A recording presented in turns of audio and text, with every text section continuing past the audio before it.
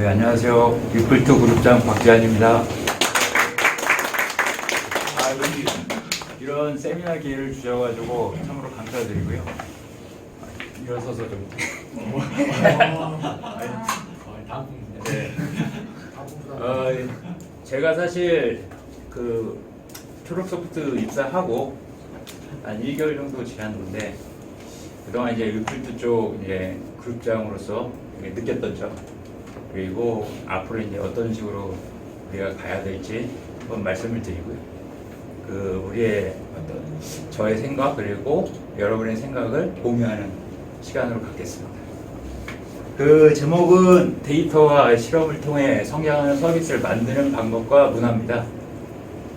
이게 어떤 의미인지는 좀 이따 설명해 드리고요.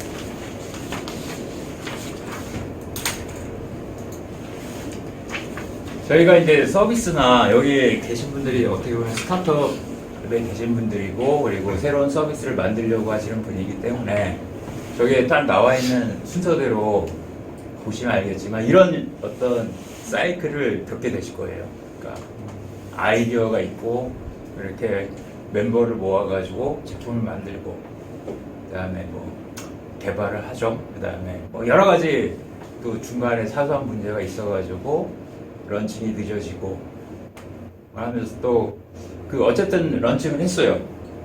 근데 아무런 일도 벌어지지 않습니다. 거기에는 뭐 홍보가 안 됐거나 뭐 여러 가지 문제가 있어가지고 아무런 일이 일어나지 않고, 일단 그러면 홍보를 해야겠다고 생각을 하고 여러 가지 이제 보도 매체나 인터뷰를 해야 하죠. 그리고 여러 이제 어느 정도 이제 홍보를 하다 보면 유저가 좀 생깁니다. 몇 명 들어오죠. 그러다가 이내 며칠 쓰다가 나가버립니다. 그러면 또 다시 마케팅을 해가지고 뭐 바이럴 마케팅이든 뭐든 해가지고 유저를 끌어모으지만 대부분 또 며칠 쓰다가 나가버려요. 이런 어떤 사이클이 계속 반복된다고 저는 생각이 들고, 제가 거의 한 15년, 20년 정도 이쪽 일을 하면서 느꼈던 사이클입니다. 대부분의 서비스들이 실패하는 사이클이고요. 어떻게 보면 최악의 사이클입니다. 그러다 종국에는 무관심해버립니다. 우리가 만들었던 서비스나 그 뭐 제품이나 이런 것들에 무관심해지고 결론적으로는 뭐 폐기되는 어떤 사이클을 겪게 됩니다.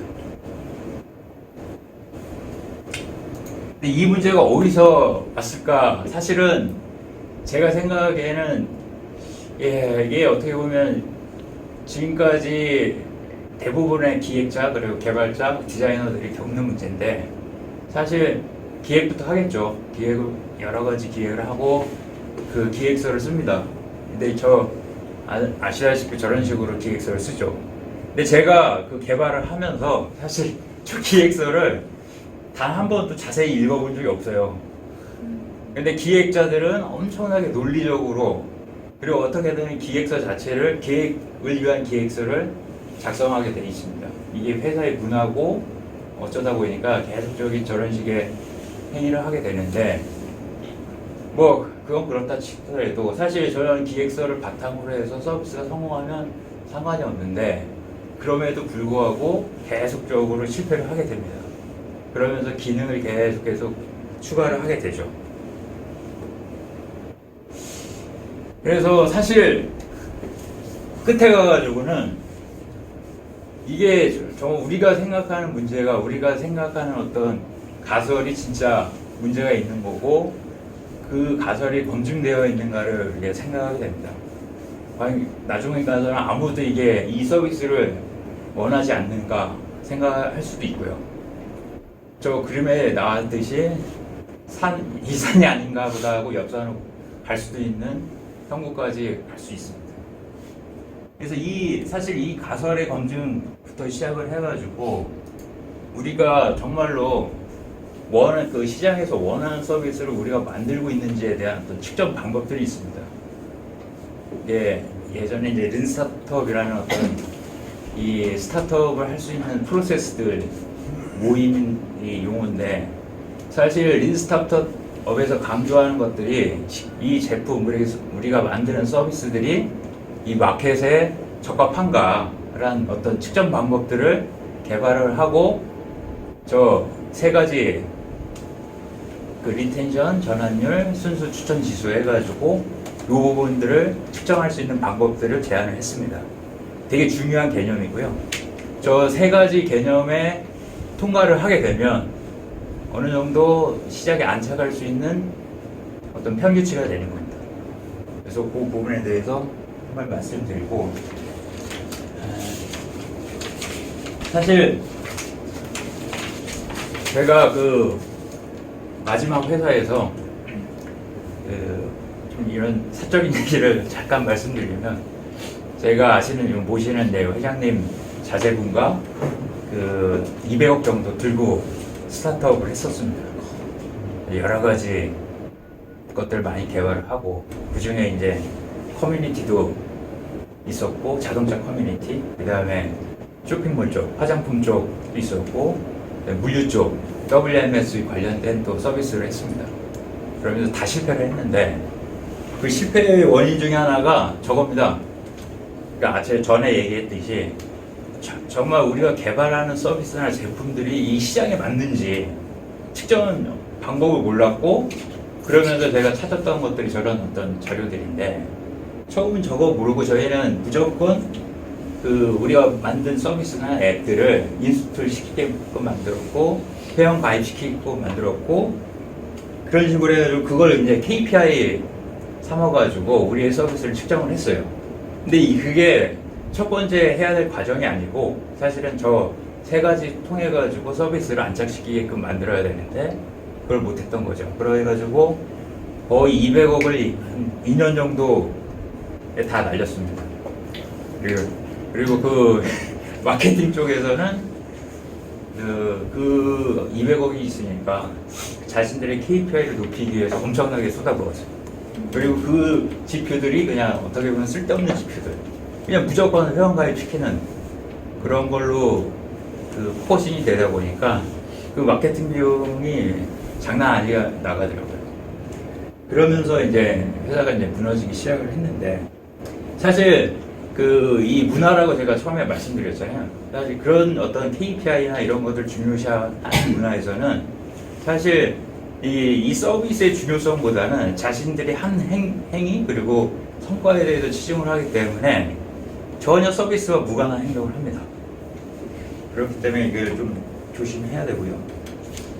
그래서 첫 번째로 리텐션 말씀드릴게요. 이 리텐션이 이제 어떤 의미냐면, 사용자가 어떤 특정 서비스를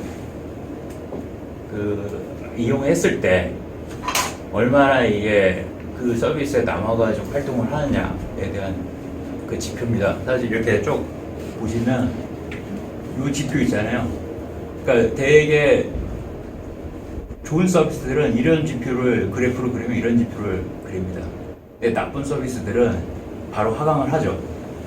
여기는 이 부분에서는 처음 시작하니까 돈을 엄청나게 써요. 마케팅, 아까도 말씀드렸다시피 회원가입도 시키고, 그 마케팅 비용 써가지고 회원가입 시키고, 앱도 인스톨 시키게끔 만들고, 여튼간 이런 식으로 해가지고 다 높아요, 처음에는. 그러다가 사용자들이 이제 그 어떤 이 서비스에 대한 어떤 만족감을 못 느끼고 저런 식으로 하강을 하게 되죠. 좋은 서비스들은 이 곡선을 그립니다. 그래서 평균적으로 저 리텐션은 한 20% 보고 있어요. 그러니까 100명이 들어와가지고 20명 정도가 활동을 해야지 좋은 서비스다. 평균적으로 그런 지표가 나와 있고요. 그래서 이 부분들 좀 기억을 하시면 좋을 것 같고. 근데 사실 그 카테고리별로 좀 틀린데, 저희 유스 같은 경우 리텐션율이 한 31%입니다. 가장 높죠. 가장 뜨겁고, 사실. 그러니까 사용자들이 매일매일 이용하기 때문에 31% 정도 나오는데, 저희 같은 경우에는 어느 정도일까? 만약에 위플트 같은 경우에는 소셜 네트워크 쪽에 해당되니까 24%? 그래서 저는 한 20% 잡고 있습니다. 그래서 20%만 넣으면 리텐션율은 좋다 생각을 하고 있습니다. 그 여행이나 예약, 음식 배달 같은 경우에는 한 11%밖에 안 되는 이유가 가끔 사용하잖아요. 매일매일 사용하는 게 아니기 때문에 11% 정도. 두 번째 전환율입니다. 전환율 아시죠? 어떤 건지. 아니 이제 마케팅 용어고 사실 저희가 이 전환율에 대해서 되게 저는 중요하게 생각을 하는데 보통 이제 시장에서 받아들이는 전환율은 3%예요. 그래서 100명 정도가 들어왔는데 회원가입을 3명 정도 했다 하면 오케이 라고 지금 생각을 하고 있고, 이런 측정 반복에서 나오는 어떤 통계적인 지표이기 때문에 믿으시면 될 것 같고, 다음 순수 추천 지수입니다. 그러니까 처음 들어보셨을 거예요. 이게 이제 주변 친구들한테 우리 서비스나 제품들을 추천을 했을 때 저 지표수, 그러니까 어떻게 보면 저 공식으로 이용을 하면 최대값이 1입니다. 최대값이 1이고 최저치가 마이너스 1인데 요 비추천 그룹은 0부터 6까지 점수를 주는, 그러니까 11점에서 0부터 6까지 점수를 주는 그룹이 이제 비추천 그룹이고, 9에서 10점을 주는 데가 적극 추천 그룹이에요. 그래서 전체 응답자에서 적극 추천 그룹 빼기 비추천 그룹 했을 때 나오는 값을 측정한 것인데, 이 소극적 추천 그룹은 뺍니다. 왜냐하면 통계상에 아무런 의미가 없기 때문에 빼고요. 그랬을 때 이제 결론적으로는 대부분 제가 생각을 했을 땐 0점 이상으로 나왔을 때 양호한 점수입니다. 근데 0.2 이하로 나왔을 때는 개선이 필요한 거고, 그래서 저 0.2 기준으로 해가지고 1점을 가게끔 노력을 해야 되고요. 그래서 이 점수 자체가 어떻게 보면 사실은 팬에 대한 지표예요. 그러니까 서비스를 출시했을 때 저희가 가령 솔직히 모든 대상을 타겟팅 해가지고 회원을 가입시킬 수도 없고 충성 사용자로 이렇게 하기 힘들기 때문에 실질적으로 어떤 타겟을 정했을 때 그 타겟에 맞는 사람들을 모집하는 게 가장 중요하고, 위프트 같은 경우에는 제가 생각했을 때 100명 정도, 그러니까 1000명 중에 한 100명 정도 해가지고 저런 충성 사용자를 확보했을 때 서비스가 성공할 확률이 크다고 생각을 하고 있습니다.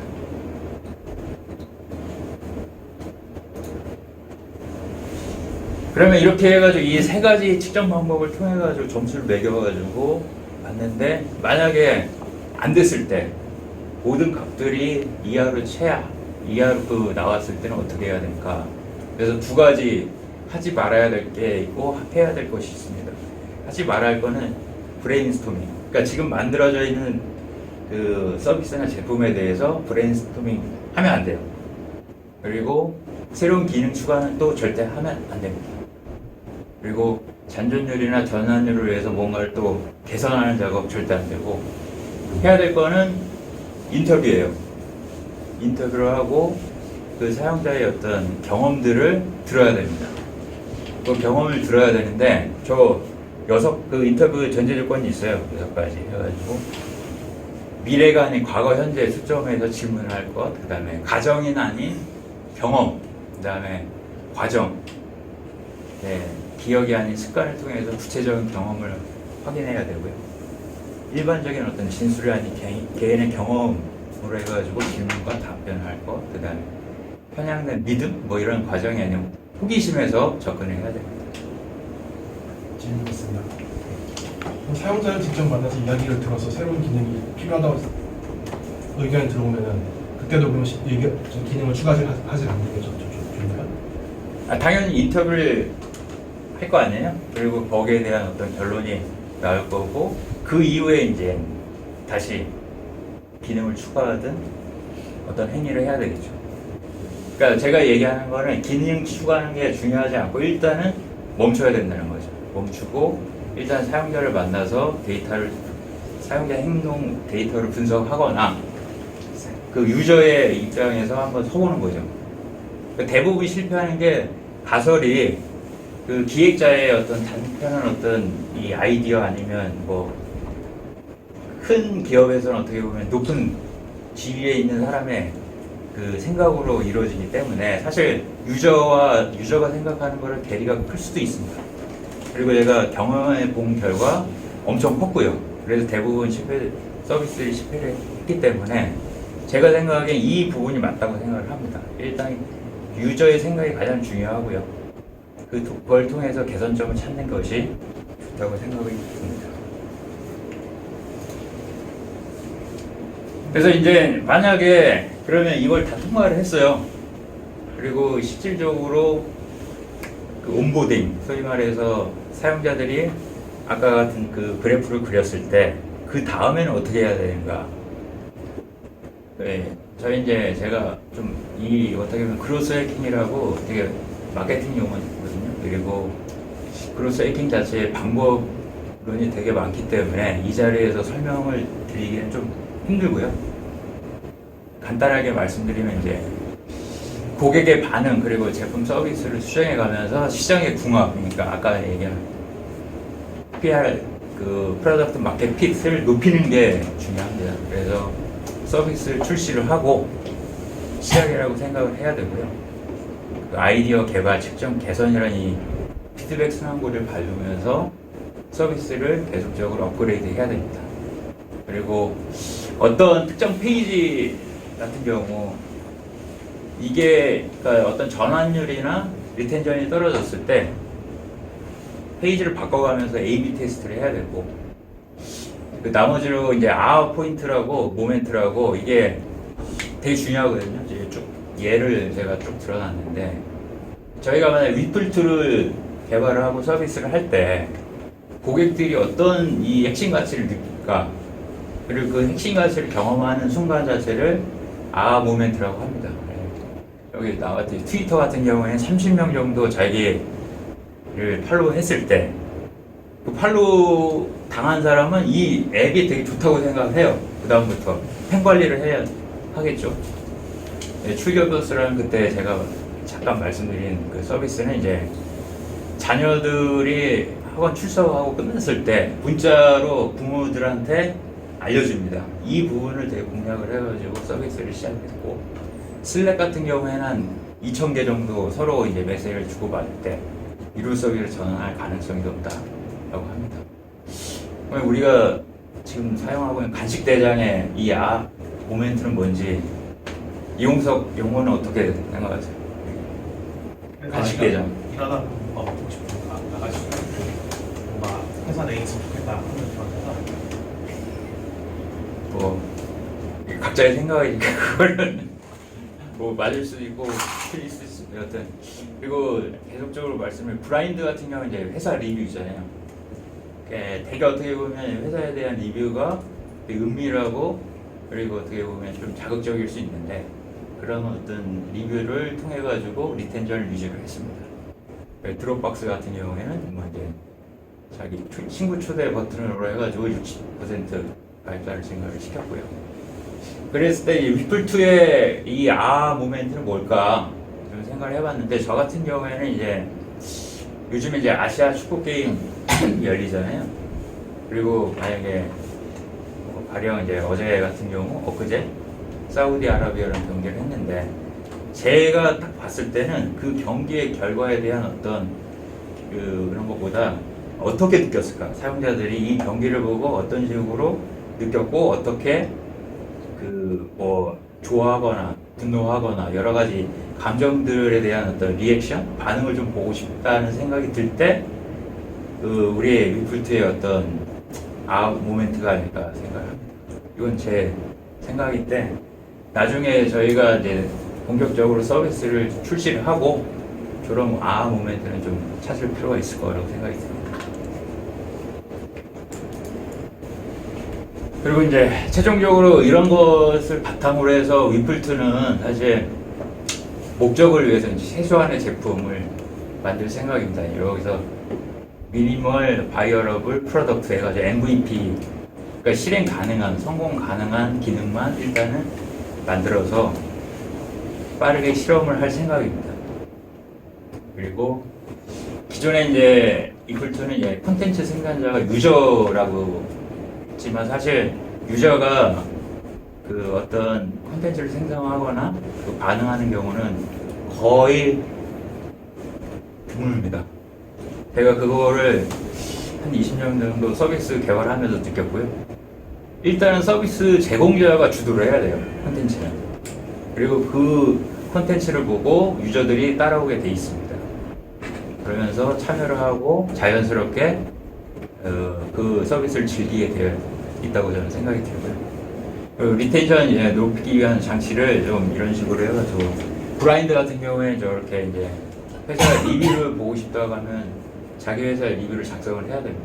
그렇듯이 이플2 같은 경우에도 AI 측정 결과 통해가 그 측정 결과를 보려면 로그인을 해서 그 결과를 볼 수 있게끔 그런 장치를 좀 마련했습니다. 그 다음에 운영 리소스를 최소화하고요. 자동화를 해야 되고 전환율 높이기 위해서 이제 개인화 되게 중요하다고 생각을 합니다. 개인화가 그 중요하게 생각해가지고 성공한 그 서비스가 아마존이라고 생각하거든요. 아마존이 대표적인 케이스고요. UI, UX 개선을 해야 되고 적절한 게임, CRM이 이게 꼭 필요하고요. 메일이나 푸시, 인앱 메시지 이거 꼭 필요합니다. 이게 어떻게 보면 되게 고객이 귀찮게 여길 수도 있는데 이거 없으면 거의 제가 생각하기엔 어떤 전환율, 리텐션율이 거의 엄청나게 떨어진다고 생각이 들거든요. 그리고 직접 경험을 했었고 그렇습니다.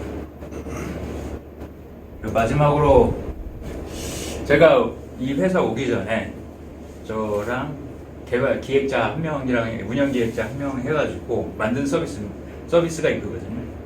네, 대략적으로 설명을 드리면 뭐 이제 그 온라인상에서 상품을 팔려고 하는 그 셀러가 이제 대부분의 셀러들은 제품이 없기 때문에 그 셀러와 온라인에서 그 제품을 팔려고 하는 셀러와 물건을 많이 가지고 있는 그 어떤 공급자를 엮어주는 이런 서비스를 했거든요. 유료화해가지고 그 월에 과금 형태로 해가지고 서비스를 했는데 처음에 이제 쭉쭉 잘 나갔습니다. 제가 사실은 이 아까 말씀드린 프로덕트 마켓 핏 그 방지랑 그로스 해킹 통해가지고 거의 한 3개월 정도는 매출이 쭉쭉 나왔습니다. 그리고 요 그래프에서 이제 리텐션이 좀 그 온보딩 과정에서 한 3개월 정도 해가지고 시장에 안착을 잘 했습니다. 근데 요 2023년 8월 달에 일이 하나 터졌어요. 공급사 쪽에서 파산을 해가지고 서비스가 갑자기 이제 급격하게 떨어지게 됐습니다.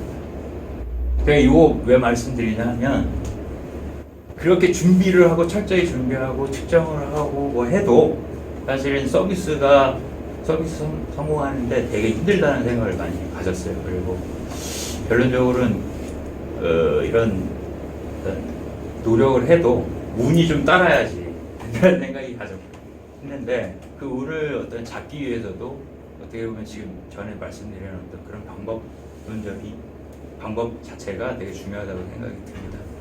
또 마지막으로 제 경험을 끝으로 해가지고 세미나는 여기서 마치도록 하겠습니다. 읽을 수 있지.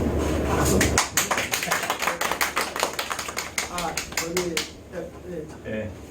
그 오늘 되게 귀한 내용이고 이건 어떻게 보면 상무님의 지난 20년, 30년의 경험 같이. 네, 이 노하우나 이거 특대적입니다. 값비싼 내용이거든요. 그래서 이거는 우리 회사 위플2 사업에 아주 근간이 되는 내용이긴 하지만 우리 91도 서치 컬렉트 서비스 받으시고 참고하시면 시행착오 많이 찾아가겠습니다. 많이 배워보고요. 그리고 제가 이제 2015년 7월에 이 회사 만들고 그때 정명문 팀장 둘이서 이제 회사 시작하면서 우리가 무수히 많은 자체 서비스를 만들려는 시도를 했었어요. 유동인구 분석 서비스, 캐치, 그런 것부터 해서 유동인구 좀 안 되겠다 싶어서 스포츠로 넘어가서도 그 자체 서비스 사실 8년 내내 그런 시도를 해온 거예요. 근데 제가 그거를 쭉 하면서 계속 실패하면서 깨달은 게 뭐냐면 궁극적으로 이걸 해내려면 자체 서비스를 제대로 잘 만들 수 있도록 기존 직원들의 능력을 그 이상을 끌어올려야겠다. 이게 1번이었고, 그리고 자체 서비스를 제대로 만들어서 사업하실 수 있는 분이 우리 회사에 올 수 있는 상황을 만들어야겠다. 그게 2번이었는데 됐네요 이제. 감사드립니다. 이제 든든하고 이게 사실 제가 오늘 발표하신 거 듣고 깨달은 거는 박재현 상무님이 없었으면 우리 위플트 사업은 또 망했겠구나. 네, 다행히 이제 계셔서 이번에는 드디어 우리도 모든 회사의 꿈이 자체 서비스를 만들어서 하는 거거든요. 예, 할 수 있다 라는 생각이 들었고, 원래는 저희가 올해 초에 투자를 받으려고 했어요. 벤처캐피탈 투자를 받아서 이렇게 하려고 했는데 시장 상황이 좀 예상외로 안 좋은 것도 있고, 그걸 떠나서 우리 스스로가 리플트가 생각보다 좀 준비가 충분히 되어 있지 않아요 지금. 저희가 열심히 했음에도 불구하고.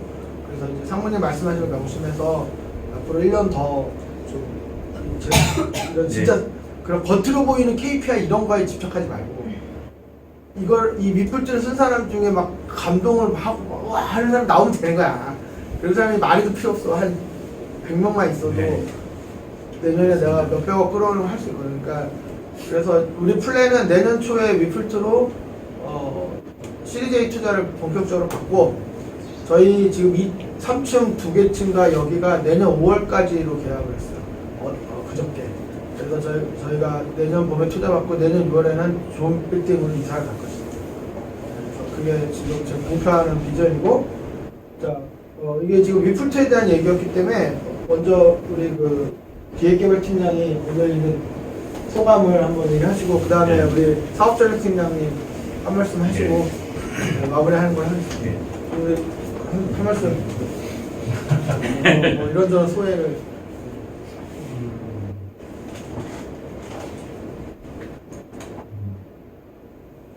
아까 말씀하셨던 것 중에서 하지 말아야 할 것들 3가지는 우리 지금 다 하고 있었던 거 같아요.